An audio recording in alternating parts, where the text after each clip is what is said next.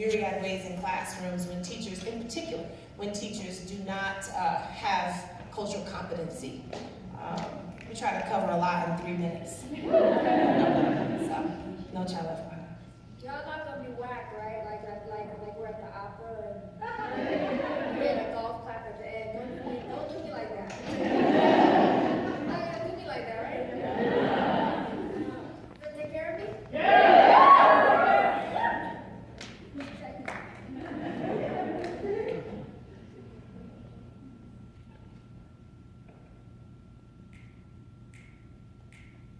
No child left behind. At entrance of a West Philadelphia high school, officer with gun perched on each waist asks me if I have any weapons.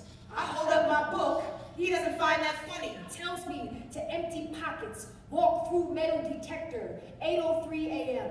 I wait for 2 students to pass through first already. I wonder what they have learned. See, I heard the newly built prison a few miles away brought their test scores as wallpaper. But we say, No child left behind, because it's a slogan for the slick, who co-opt a principle as old as the pyramids and then draft it onto t-shirts, you know, sell your grandmama's dedication back to you for $14.99, stand on political platforms and speak that shit into megaphones to convince you that you have not heard it before, like your mama did not work 3 jobs and average 2 hours of sleep a night so you would not be left behind, like your daddy didn't stop drinking, teach you how to drive, show you how to fight, gave you lunch money when he didn't have it to give so you would not be left behind. No child left behind is a bumper sticker, caption, an empty slogan with no room for imagination. so I asked them if they have dreams. 11 students raised their hands barely above their shoulders as if they were sitting in history class unsure of the right answer.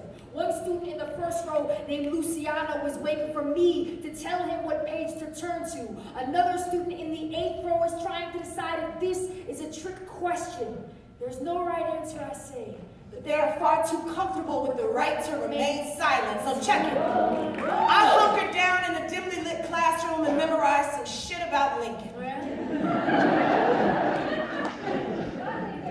Freeing slaves with a magical document called an Emancipation Proclamation. When you feed us the rotten fruit of untold stories, don't penalize us when we rap and be gangsters and listen to another nifty little tale about George Washington Carver and his innovation with that peanut. See, there's nothing threatening about the etymology of Jiffy, but if you talk to me about Haiti, I might remember the fire in my belly.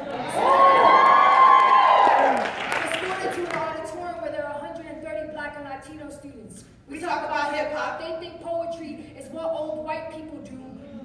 I tell them my favorite poem is Miss Fat Booty, because I like the storytelling. They giggle as if they're still kids. Because kids these days tie poetry to a chair and then they torture it with bad hip-hop. They flog and they beat it, they trick and BET it. Denying food, water, and life, figure out how to push it. Hire a video vixen for Get a Lil Jon to remix it, shop and then screw it. No child left behind, even when the culture is sick, we don't do it. The first time I read a book by a Latina author was in college. The wind in my chest stood up. It had been 18 long years of textbooks filled with everything but me. For the first time, my body knew a world that could hold it. See, the quickest way to silence a mouth is to treat it as if none had come before. There are thousands of unreported lynchings that happen in American classrooms each year. The victims are between the ages of 5 and 19. They are black and brown and gay and poor and different and other and not enough and too much. Round pegs in square classrooms, children suffering for not being who we want them to be, for having voices too loud, accents too thick, pockets too thin for classrooms to honor us just as we are.